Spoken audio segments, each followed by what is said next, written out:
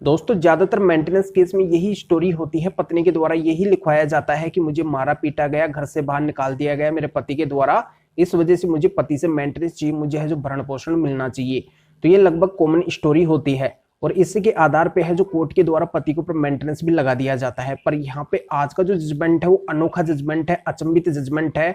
तो यहाँ पे पत्नी को सीआरपीसी 125 के अंदर है जो कुछ भी नहीं मिला और यहाँ पे जो उसको पहले मिला था उसको भी यहाँ पे कोर्ट ने छीन लिया।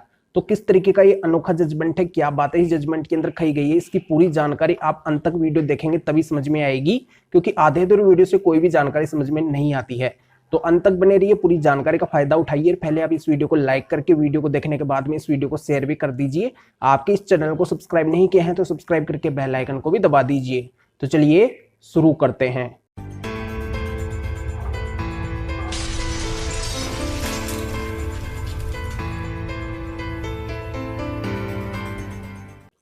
तो वेलकम दोस्तों, मैं हूं एडवोकेट जितेंद्र। यहाँ पे मैं क्लियर कर देता हूं कि ज्यादातर मेंटेनेंस केस में ये भी देखने को मिलता है कि पत्नी जब पति से अलग होती है, पति के पास में नहीं आना चाहती है, तो सबसे पहले उसका मकसद होता है पति से मेंटेनेंस लेने का।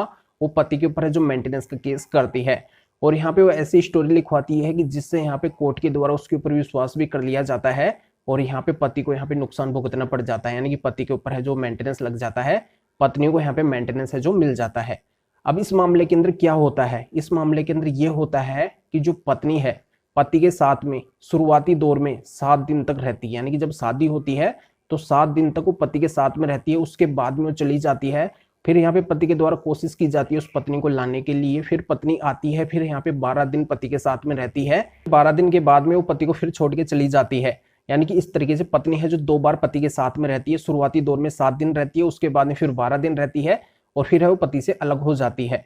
और पति से अलग होने के बाद में वो दूर जाने के बाद में पति के ऊपर है जो सीआरपीसी 125 मेंटेनेंस का केस कर देती है।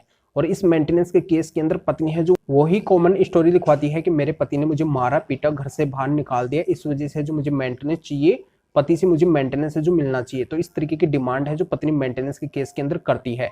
आगे पत्नी ये बात भी लिखवाती है कि मेरे पति की जो इनकम जो सैलरी है 25,000 रुपये पर मंथ के हिसाब से है, तो मुझे उसमें से 5,000 रुपये का मेंटेनेंस चाहिए पर मंथ के हिसाब से। तो यहाँ पे फैमिली कोर्ट के द्वारा पत्नी की बातों को मानते हुए पति के ऊपर है जो 4,000 रुपये पर मंथ के हिसाब से मेंटेनेंस लगा दिया जाता है।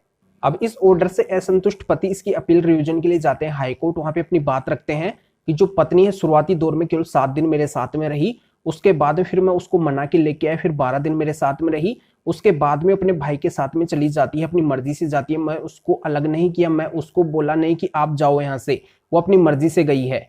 और यहाँ पे जो फिर उसका एग्जामिनेशन है उसके भाई का, वो देखा जाता है हाईकोर्ट के द्वारा कि उसके भाई का एग्जामिनेशन ये आता है, मैं लड़की देखने के लिए गया था तो मेरी बहन है जो मेरे साथ में आ गई। आगे यहाँ पे फिर ये भी देखा जाता है कोर्ट के द्वारा कि यहाँ पे जो पत्नी के पास में मोबाइल था उसके द्वारा कभी भी अपने भाई से ऐसी कोई बातचीत नहीं की गई है कि उसके साथ में उसके पति हरासमेंट कर रहे हैं, उसको टॉर्चर कर रहे हैं, परेशान कर रहे हैं। अगर ऐसी कोई घटना उसके साथ में होती तो यहाँ पे अपने भाई को जरूर बोलती, कॉल वगैरह करती हुई ऐसा बोलती कि मेरे साथ में गलत हो रहा है, आप मुझे ले जाओ। तो ऐसा है जो उस पत्नी ने कभी भी नहीं किया। तो इन सभी आधारों से पता चलता है कि जो पत्नी है अपनी मर्जी से गई है, विदाउट रीजन के हस्बैंड को छोड़ के गई है। तो यहाँ पे ऐसी पत्नी है जो मेंटेनेंस की हकदार नहीं होती है, ये हाईकोर्ट के द्वारा बोला जाता है। तो फिर मामले की गहराई को देखते हुए हाईकोर्ट के द्वारा है जो पत्नी के मेंटेनेंस को खारिज कर दिया जाता है। यानी कि जो ऑर्डर यहाँ पे पत्नी के लिए हुआ था 4,000 रुपये पर मंथ के हिसाब से, तो उस ऑर्डर को भी है जो यहाँ पे हाईकोर्ट के द्वारा छीन लिया जाता है। तो यहाँ पे पत्नी को है जो सीआरपीसी 125 के अंदर है जो कुछ भी नहीं मिलता है हाईकोर्ट से। तो इस जजमेंट का लिंक है जो इस वीडियो को डिस्क्रिप्शन के अंदर दिया गया है, यहाँ पे आप क्लिक करके इसको अच्छी तरह से रीड कर सकते हैं, जान सकते हैं कि मामला क्या है, आपके समझ में आ जाएगा। वीडियो अच्छा लगा तो वीडियो को लाइक करके शेयर जरूर कर दीजिए और लोगों तक ये जानकारी पहुंच सके, वो भी है जो फायदा उठा सके। तो फिर आगे मिलेंगे आपसे नए वीडियो नए टॉपिक के साथ में। आप सभी का बहुत बहुत धन्यवाद।